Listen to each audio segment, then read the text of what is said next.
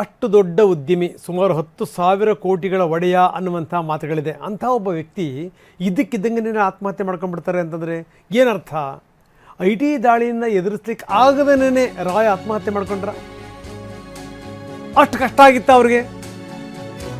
ಅಥವಾ ಬೇರೆ ಯಾರನ್ನಾದರೂ ಉಳಿಸ್ಬೇಕು ಅನ್ನುವಂಥ ಕಾರಣಕ್ಕೋಸ್ಕರ ತಮ್ಮನ್ನೇ ತಾವು ಬಲಿ ಕೊಟ್ಕೊಂಡ್ಬಿಟ್ರ? 10 ಹಲವು ಆಯಾಮಗಳಲ್ಲಿ ತನಿಖೆ ನಡೀತಾ ಇದೆ. ಏನ್ ನಡೆದಿದೆ ವ್ಯವಹಾರ? ಇವರು ಮಾಡಿರುವಂತ ಪ್ರಮಾದವಾದರೂ ಏನು?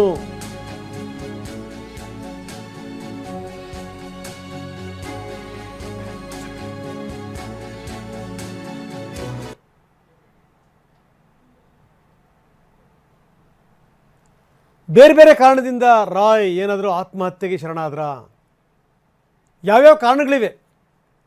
108 ಪ್ರಶ್ನೆಗಳನ್ನು ಹುಟ್ಟುಹಾಕಿದೆ CJ ರಾಯ್ ಸ್ಯೂಸೈಡ್. 108 ಪ್ರಶ್ನೆಗಳು.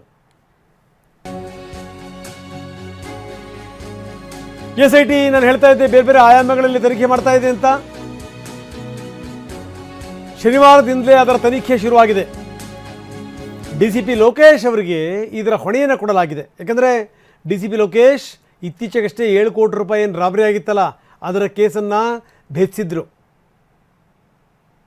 5 ದಿನಗಳ ಒಳಗಡೆಗೆ ಆ ಹಣ ಸಿಕ್ಕಿತ್ತು. ಆರೋಪಿಗಳ ಹೆಡೆಮುರಿ ಕಟ್ಟಿದ್ರು.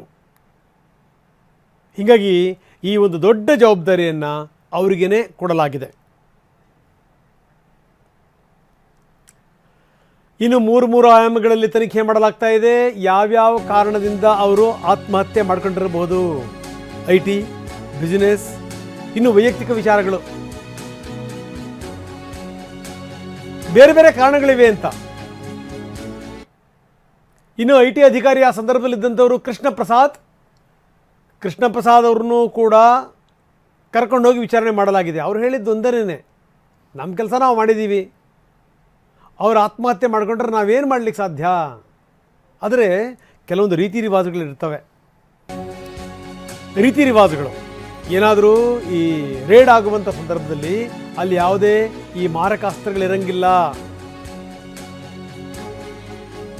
ಸಣ್ಣ ಸಣ್ಣ ಚಾಕು ಗೀಕು ಆ ರೀತಿ ಇದ್ದರೂ ಕೂಡ ತೆಗೆದುಹಾಕ್ತಾರೆ. ನೈಲ್ ಕಟ್ರ್ ಇದ್ದರೂ ಕೂಡ ಅದನ್ನು ವಶಕ್ಕೆ ಪಡಿತಾರೆ. ಅದರಲ್ಲೇ ಏನಾರು ಮಾಡ್ಕೊಂಬಿಟ್ರೆ ಯಾಕೆ ಬೇಕು ರಗಳೆ?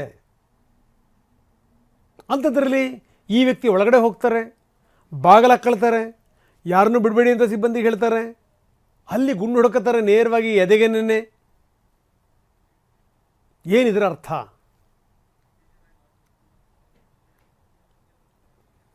ಹೀಗಾಗಿ ಈ ಕೃಷ್ಣ ಪ್ರಸಾದ್ ಅವ್ರನ್ನ ಈ ಬೇರೆ ಬೇರೆ ಆಯಾಮಗಳಲ್ಲಿ ತನಿಖೆ ಮಾಡಲಾಗ್ತಾ ಇದೆ. ಅಂದರೆ ನೀವು 8 ದಿವಸದಿಂದ ವಿಚಾರಣೆ ಮಾಡ್ತಾ ಇದ್ರಿ, ಏನೇನು ಕೇಳಿದ್ರಿ, ಏನು ಎತ್ತ ಕೇಳಿದಂಥ ಸಂದರ್ಭದಲ್ಲಿ ಏನಾದರೂ ಗಾಬರಿಗೊಂಡಿದ್ರಾ? ಇದೆಲ್ಲದರ ಬಗ್ಗೆಯೂ ಕೂಡ ಅವರಿಗೆ ಪ್ರಶ್ನೆಗಳನ್ನು ಕೇಳಲಾಗ್ತಾ ಇದೆ. ಇನ್ನು ಅವರ ತಮ್ಮ ಬಾಬು ಮಾತಾಡಿದ್ದಾರೆ. ನಿಜಕ್ಕೂ ನಮ್ಮ ಅಣ್ಣನ ಈ ಸಾವನ್ನು ಅರಗಿಸ್ಕೊಳ್ಳಿಕ್ಕೆ ಸಾಧ್ಯ ಇಲ್ಲ ಅಂದಿದ್ದಾರೆ ಬಾಬು. ಅರಗಿಸ್ಕೊಳ್ಳಿಕ್ಕೆ ಸಾಧ್ಯವೇ ಇಲ್ಲ ಅಂತ ಒಂದು ಸ್ಥಿತಿ. ಯಾಕಂದರೆ ಅಷ್ಟೊಂದು ಧೈರ್ಯವಂತ, ಅಷ್ಟೊಂದೆಲ್ಲವೂ ಕೂಡ ಗೊತ್ತಿದ್ದಂಥ ವ್ಯಕ್ತಿ ಯಾಕೆ ಈ ರೀತಿ ಆತ್ಮಹತ್ಯೆಗೆ ಶರಣಾದ? ಏನು ಹೇಳಬೇಕು ಅಂತ ಗೊತ್ತಾಗ್ತಿಲ್ಲ ನಮಗೆ. ಕಾನೂನು ಹೋರಾಟದ ಬಗ್ಗೆಯೂ ಕೂಡ ಈಗ ಸದ್ಯಕ್ಕೇನು ಹೇಳೋಕ್ಕೆ ಸಾಧ್ಯ ಇಲ್ಲ. ಕಾದು ನೋಡೋಣ ಅಂತಾರೆ ಅವ್ರ ಕುಟುಂಬದವರು. ಇಲ್ಲ, ಸದ್ಯಕ್ಕೇನೂ ಇಲ್ಲ, ಮುಗಿದಾಯಿತು, ರಾಯ್ ಹೋಗಿದ್ದಾಯಿತು. ಅದನ್ನು ನಮ್ಗೆ ಜೀರ್ಣ ಮಾಡೋದಕ್ಕೆ ಸ್ವಲ್ಪ ಕಷ್ಟ ಇದೆ. ನಮಗೆ ಏನು ಮಾಡಬೇಕು ಅಂತ ಗೊತ್ತಿಲ್ಲ. ಲೆಟಸ್ ವೆಯ್ಟ್ ಮಾಡೋಣ, ಫ್ಯಾಮಿಲಿ ಎಲ್ಲ ಏನು ಡಿಸೈಡ್ ಮಾಡ್ತಾರೆ ಮುಂದಕ್ಕೆ ಅಂತ. ಈಗ ಹೇಳೋವಂಥದ್ದು ಏನೂ ಇಲ್ಲ. ನಮಗೆ ಹೋಗ್ಬೇಕಾಗಿರೋರು ಹೋಗಿದ್ದಾರೆ. ಇನ್ನೊಂದು ಡಾಕ್ಟರ್ ರಾಯ್ ಇರಲ್ಲ ನಮ್ಮ ಕನ್ನಡ ಪ್ರೋಗ್ರಾಮ್ಗಾಗಲಿ ಎಲ್ಲಾದರೂ ಆಗಲಿ. ರಾಯ್ ಅವರು ತುಂಬ ಎಕ್ಸೈಟಿಂಗ್ ಆಗಿ ಬರೋರು. ಆ ರಾಯ್ ಇನ್ನಿಲ್ಲ, ಅಷ್ಟೇ ನಾನು ಹೇಳಕ್ಕೆ ಬಯಸ್ತೀನಿ. ನನ್ನ ಹತ್ರ ಮಾತಾಡಿದ್ದು ಜಾನ್ವರಿ ನನ್ನ ಹತ್ರ ಲಾಸ್ಟ್ ಮಾತಾಡಿದ್ದು 30ನೇ ತಾರೀಕು ಬೆಳಗ್ಗೆ 10:40 ಮಾತಾಡೋರು. ನಾನು ಇರಲಿಲ್ಲ, ಇಲ್ಲ ಊರಲ್ಲಿ ಇರಲಿಲ್ಲ, ನಾನು ಥಾಯ್ಲೆಂಡಲ್ಲಿದ್ದೆ, ಮದುವೆಗೆ ಹೋಗಿದ್ದೆ. ನೀನು ಯಾವಾಗ ವಾಪಸ್ ಬರ್ತೀಯ ಅಂದರು. ನಾನು ನಾಳೆ 7 ಗಂಟೆ ರಾತ್ರಿ ಬರ್ತೀನಿ ಅಂದೆ. ಸರಿ ನೀನು ಬಾ ಮಾತಾಡಬೇಕು ಅಂದರು, ಅಷ್ಟೇ. ಅದರ ಬಗ್ಗೆ ಏನು ಮಾತಾಡಿಲ್ಲ, ಅವತ್ತೇನು ಮಾತಾಡಿಲ್ಲ, ಏನು ಚರ್ಚೆ ಮಾಡಿಲ್ಲ. ನಾನು ಯಾವಾಗ ಬರ್ತೀನಿ ಅಂದರೆ ಒಂದು 2-3 ಸತಿ ಕಾಲ್ ಮಾಡಿದ್ರು. ನಾನು 2-3 ಸತಿನೂ ಇದನ್ನೇ ಹೇಳಿದೆ, ಅಷ್ಟು ಬಿಟ್ಟರೆ ಇನ್ನೇನು ಮಾತಾಡಿಲ್ಲ. ನಿಮ್ಗೆ ಯಾವಾಗ ಈ ವಿಷಯ ಗೊತ್ತಾಯ್ತು? ನನಗೆ 4 ಗಂಟೆ 8 ನಿಮಿಷ ಗೊತ್ತಾಯಿತು. ಅವತ್ತು ನಾನು ಅಲ್ಲಿಂದ ಹೊರಟೆ, ಬೆಳಗ್ಗೆ 6 ಗಂಟೆಗೆ ಬಂದೆ ಲ್ಯಾಂಡ್ ಆದ. ಸರ್, ಅವರು ಬೆಂಗಳೂರಿಗೆ ಯಾವಾಗ ಬಂದಿದ್ರು? ಅವರು 27ನೇ ತಾರೀಕು ಬೆಂಗಳೂರಿಗೆ ಬಂದಿದ್ದರು, ಜನವರಿ 27ನೇ ತಾರೀಕು ಬಂದಿದ್ದರು. ಎಲ್ಲಿದ್ರು ಸರ್? ಅವರು ಕಾನ್ರಾಡ್ ಹೋಟ್ಲಲ್ಲಿದ್ದರು. ಅದ್ರ ಬಗ್ಗೆ ನಾನು ಇವಾಗ ಏನು ಹೇಳೋಕ್ಕಾಗಲ್ಲ, ನಾನು ಅದೇನು ಮಾತಾಡೋಕ್ಕೆ ಸರ್. ಯಾಕಂತಂದರೆ ಸಾಕಷ್ಟು ಅನುಮಾನಗಳಿದೆ, SIT ಅಲ್ಲ, ಅದೆಲ್ಲ ಕರೆಕ್ಟ್ ಇರ್ಬೋದು. ನಾನೀಗ ಅದ್ರ ಬಗ್ಗೆ ಏನು ಮಾತಾಡೋಕ್ಕೆ ತಯಾರಿಲ್ಲ, ರೆಡಿ ಇಲ್ಲ ಇವಾಗ ನಾನು. ಸರ್ಕಾರ SIT ರಚನೆ ಮಾಡಿದೆ, ಅದ್ರ ಬಗ್ಗೆ ಬನ್ನಿ ಇದಕ್ಕೆ ಸಂಬಂಧಪಟ್ಟಂಗೆ ಮಾತಾಡೋಣ. ನಮ್ಮ ಪ್ರತಿನಿಧಿ ಹರೀಶ್ ನಮ್ಮೊಂದಿಗೆ ಈಗ ನೇರ ಸಂಪರ್ಕದಲ್ಲಿದ್ದಾರೆ, ಜೊತೆಗೆ ಪ್ರದೀಪ್ ಕೂಡ ನಮ್ಮೊಂದಿಗೆ ನೇರ ಸಂಪರ್ಕದಲ್ಲಿದ್ದಾರೆ. ಪ್ರದೀಪ್, ಭಾಳ ಗಮನಿಸಬೇಕಾದಂಥ ಸಂಗತಿ ನೋಡಿ, ಒಬ್ಬ ದೊಡ್ಡ ಉದ್ಯಮಿ ಈ ರೀತಿ ಹೋಗಿ ಆತ್ಮಹತ್ಯೆ ಮಾಡ್ಕೊಂಡ್ಬಿಡ್ತಾರೆ ಅಂದರೆ ಏನಿದೆ ಅರ್ಥ ಇದು? ಇನ್ನು ನೆಕ್ಸ್ಟ್ ಎಲ್ಲಾದರೂ ರೇಡ್ ಆಗಬೇಕು ಅಂತಂದ್ರೆ ಅಧಿಕಾರಿಗಳು ಬಹಳ ಮುಂಜಾಗ್ರತೆ ವಹಿಸಬೇಕಾಗತ್ತೆ. ಮನೆಯಲ್ಲಿದ್ದಂಥ ಎಲ್ಲ ವಸ್ತುಗಳನ್ನು ವಶಪಡಿಸಿಕೊಂಡು ಜೊತೆಗೆ ಅವರು ಟಾಯ್ಲೆಟಿಗೆ ಹೋಗ್ತಾರೆ ಅನ್ನುವಂಥ ಸಂದರ್ಭದಲ್ಲೂ ಕೂಡ ಜೊತೆಗೆ ಹೋಗುವಂಥ ಸ್ಥಿತಿ ಬಂದ್ಬಿಡುತ್ತೆ ಅನ್ನೋ ಗೊತ್ತಿಲ್ಲ. ಯಾಕಂದರೆ ಹೆಚ್ಚು ಕಡಿಮೆ ಆದರೆ ಅವ್ರ ತಲೆಗೆ ಬರುತ್ತೆ. ಇಲ್ಲಿ ಗಮನಿಸಬೇಕಾದಂಥ ಒಂದು ಸಂಗತಿ ಅಂದರೆ ಈ ಪ್ರಶ್ನೆಗಳಿಗೆ ಉತ್ತರ ಸಿಗ್ತಾ ಇಲ್ಲ. ಅಷ್ಟೊಂದು ಧೈರ್ಯಶಾಲಿ ಆದಂಥ ವ್ಯಕ್ತಿ, ಆ ಕಾನ್ಫಿಡೆಂಟ್ ಅನ್ನುವಂಥದ್ದು ಕೇವಲ ಅವ್ರ ಕಂಪ್ನಿ ಅಲ್ಲ, ಅವ್ರು ಬೆಳೆದು ಬಂದಿರೋಂಥ ರೀತಿ, ಅವರ ಮನಸ್ಥಿತಿ. ಅಂಥದ್ರಲ್ಲಿ ಈ ವ್ಯಕ್ತಿ ಇದಕ್ಕಿದ್ದಂಗೆ ಹೋಗಿ ಗುಂಡು ಹಾರಿಸ್ಕೊತಾನೆ ಅಂತಂದರೆ ಕಾರಣ ಏನು?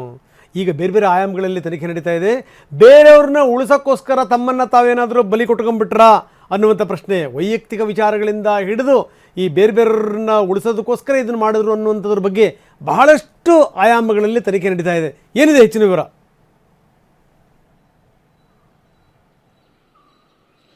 ರಂಗನಾಥ್, ಶುಕ್ರವಾರ ಸಂಜೆ ಆತ್ಮಹತ್ಯೆ ಮಾಡಿಕೊಂಡಿದ್ದಂತಹ CJ ರಾಯ್ ಅವರ ಅಂತ್ಯಕ್ರಿಯೆ ನಿನ್ನೆ ಸಂಜೆ ಕೂಡ ನಡೆದಿರುವಂಥದ್ದು. ಆದರೆ ಅವರ ಆತ್ಮಹತ್ಯೆ ಅನೇಕ ಪ್ರಶ್ನೆಗಳನ್ನು ಬಿಟ್ಟು ಹೋಗಿರುವಂಥದ್ದು.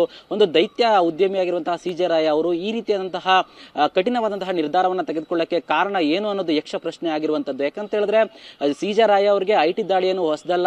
ಅವರು ಕೋಟ್ಯಾಂತರ ರೂಪಾಯಿ ಹಣವನ್ನು ವರ್ಗಾವಣೆ ಮಾಡ್ತಾ ಇದ್ರು, ಜೊತೆಗೆ ಕೋಟ್ಯಾಂತರ ರೂಪಾಯಿ ವ್ಯವಹಾರವನ್ನ ಮಾಡ್ತಾ ಇದ್ರು.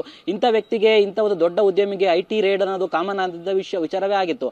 ಆದರೆ IT ಅಧಿಕಾರಿಗಳು ಇದ್ದ ಸಮಯದಲ್ಲೇ CJ ರಾಯ್ ಅವರು ತಾವೇ ಕಟ್ಟಿ ಬೆಳೆಸಿದಂತಹ ಕಂಪನಿಯಲ್ಲೇ ಆತ್ಮಹತ್ಯೆ ಮಾಡಿಕೊಂಡಿದ್ದು ಎಲ್ಲೋ ಒಂದು ಕಡೆ ಸಾಕಷ್ಟು ಅನುಮಾನಗಳಿಗೆ ಎಡೆಮಾಡಿಕೊಟ್ಟಿತ್ತು. ಮೇಲ್ನೋಟಕ್ಕೆ ಇದು IT ಅಧಿಕಾರಿಗಳ ಕಿರುಕುಳದಿಂದ ಅಂತಾನೆ ಹೇಳಲಾಗ್ತಾ ಇದೆ. ಜೊತೆಗೆ ಅವರ ಸಹೋದರರು ಕೂಡ IT ಅಧಿಕಾರಿಗಳ ಕಿರುಕುಳದಿಂದನೇ ಈ ರೀತಿಯಾಗಿ ಆತ್ಮಹತ್ಯೆ ಮಾಡಿಕೊಂಡಿದ್ದಾರೆ ಅಂತ ಆರೋಪವನ್ನು ಮಾಡ್ತಾ ಇದ್ದಾರೆ. ಆದ್ರೆ FIR ನಲ್ಲಿ ಅವರ ಮ್ಯಾನೇಜರ್ ನೀಡಿರುವ ದೂರಿನಲ್ಲಿ ಎಲ್ಲೂ ಕೂಡ IT ದಾಳಿಯಿಂದಾಗಿ ಈ ರೀತಿ ಪ್ರೆಷರ್ ಇತ್ತು ಅಂತ ಎಲ್ಲೂ ಕೂಡ ಉಲ್ಲೇಖ ಮಾಡಿರಲಿಲ್ಲ.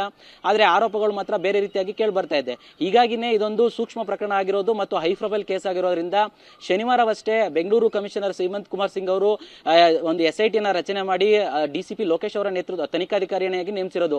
ಸಾಮಾನ್ಯವಾಗಿ ಒಂದು ಕೇಸ್ನಲ್ಲಿ ತನಿಖಾಧಿಕಾರಿಯಾಗಿ IPS ಅಧಿಕಾರಿಯನ್ನ ನೇಮಿಸೋದು ಬಹಳ ಅಪರೂಪದ ಪ್ರಕರಣಗಳಲ್ಲಿ. ಅಂತ ಪ್ರಕರಣ ಕೂಡ ಇದು ಒಂದು ಆಗಿರೋದ್ರಿಂದ IPS ಅಧಿಕಾರಿಯನ್ನೇ ತನಿಖಾಧಿಕಾರಿಯಾಗಿ ನೇಮಕ ಮಾಡಿ ಈಗ SIT ರಚನೆಯಾಗಿ ಅಲ್ಲೂ ಸಹ ಸಾಕಷ್ಟು ಅಧಿಕಾರಿಗಳಿದ್ದು ತನಿಖೆ ಕೂಡ ಶುರುವಾಗಿರುವಂತದ್ದು. ಶನಿವಾರದಿಂದನೇ SIT ಅಧಿಕಾರಿಗಳು ಪ್ರಮುಖವಾಗಿ IT ಅಧಿಕಾರಿಗಳನ್ನ ವಿಚಾರಣೆ ಮಾಡಿರುವಂತದ್ದು.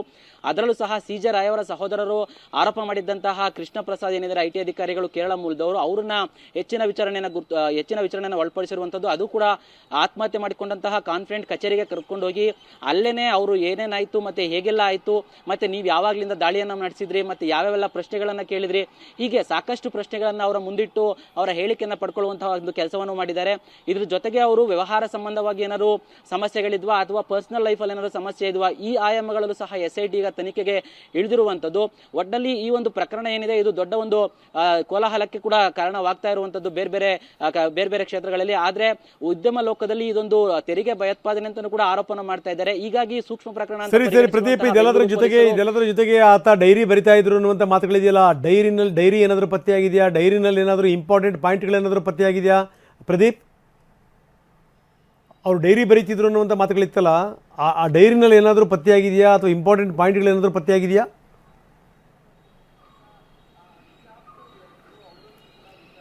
ರಣಾಥ್, ಈಗಾಗಲೇ ಅವರ ಮೊಬೈಲ್ ಅನ್ನು ವಶಪಡಿಸಿಕೊಂಡಿದ್ದಾರೆ, ಜೊತೆಗೆ ಕಚೇರಿಯಲ್ಲಿ ಇದ್ದಂತಹ CCTVಗಳನ್ನು ಸಹ ವಶಪಡಿಸಿಕೊಂಡಿದ್ದಾರೆ. ಆದ್ರೆ CCTV ರೆಕಾರ್ಡ್ ಆಗ್ತಾ ಇಲ್ಲ ಅನ್ನೋ ಒಂದು ಮಾಹಿತಿ ಗೊತ್ತಾಗಿರುವಂತದ್ದು. ಆದ್ರೆ ಅವ್ರ ಮೊಬೈಲ್ ಅನ್ನ ಈಗ FSLಗೆ ಕಳಿಸಿದ್ದು, ಅಲ್ಲಿ ಅವ್ರು ಯಾರಿಗಾರು ಕಾಲ್ ಮಾಡಿದ್ರ ಅಥವಾ ಅಲ್ಲಿ ಅದರ ನೋಟ್ ಅನ್ನು ಅವ್ರು ಬರೆದಿಟ್ಕೊಂಡಿದ್ರ, ಮತ್ತೆ ಯಾರಿಗಾರು ಈ ಸಂಬಂಧ ಮೆಸೇಜ್ ಅನ್ನ ಮಾಡಿದ್ರ ಆತ್ಮಹತ್ಯೆಗೆ ಮುಂಚೆ ಅಥವಾ ಆತ್ಮಹತ್ಯೆ ಕೆಲ ದಿನಗಳ ಹಿಂದೆನೂ ಸಹ ಯಾರ ಜೊತೆನಾದ್ರು ಪರ್ಸನಲ್ ಲೈಫ್ ಬಗ್ಗೆ ಹೇಳ್ಕೊಂಡಿದ್ರ ಅಥವಾ ತಮ್ಗಿದ್ದ ಸಂಕಷ್ಟಗಳೇನಾದ್ರು ಹೇಳ್ಕೊಂಡಿದ್ರ ಅನ್ನೋದ್ರ ಬಗ್ಗೆ ಒಂದು ರೀತಿ ತನಿಖೆ ನಡೀತಾ ಇದ್ರೆ, ಅವರ ಡೈರಿ ಏನಾದ್ರು ಬರ್ದಿದ್ರ ಅಂತನೂ ಸಹ ಕಚೇರಿಯಲ್ಲೂ ಪರಿಶೀಲನೆ ನಡೆಸಿದ್ದಾರೆ. ಜೊತೆಗೆ ಮನೆಯಲ್ಲೂ ಪರಿಶೀಲನೆ ನಡೆಸಿದ್ದಾರೆ. ಆದರೆ ಅವರು ಡೈರಿ ಸಿಕ್ಕಿರೋದ್ರ ಬಗ್ಗೆ ಯಾವುದೇ ರೀತಿಯಂತಹ ಇನ್ನೂ ಕ್ಲಾರಿಟಿ ಇಲ್ಲ.